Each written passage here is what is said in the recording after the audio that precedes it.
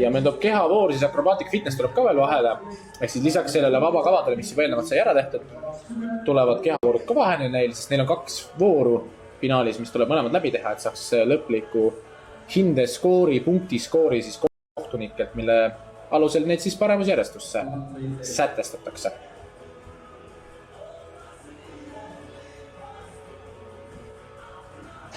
Sofia Zapalova, Olga Tarasovskaja, Margit Kuuse, Kadri Eskor.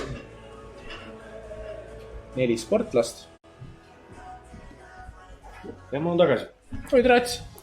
Tere. Mis aga siin? Kuidas läheb? Minul läheb hästi, ma ei tea, kuidas sul läheb. Väga hästi. Pane mulle veel üks väike vesi. Vesi? Ja ma annan sulle enda... Sest kui ma Tartu joon, sest No ma annan sulle enne selle. Kofiinist lendan. Ma lendan Tartu mul aitus, et kofiinist ma tegelikult üldse ei juua. Nii, aga vaata. Ja meil vaatame nüüd praegu... Kusjuures ma arvan, et see algaja võtab ära selle asja. Acrobatic Fitness. Tema nimi oli... Kadri, ei, mitte Kadri. Ei, et Kadri Eskor või? Ei, Kadri oli see, kes oli Endla. Kadri, jaa, see oli enda oma. Sofia Zapalova ei ole alga. Ma ütlen, number 18.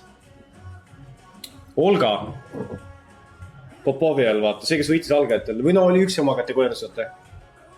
Arvad, jah? Aga samas, mis on vabakavast mäletad midagi? See on pool skoorist. Hästi tehniline oli, vaata. Kas see oli see musta... Jaa, just vaata nende põlve ja nende mingi sidemete asjadega. Tegelikult võib olla küll ju, kes ütleb, et ei ole. Nii,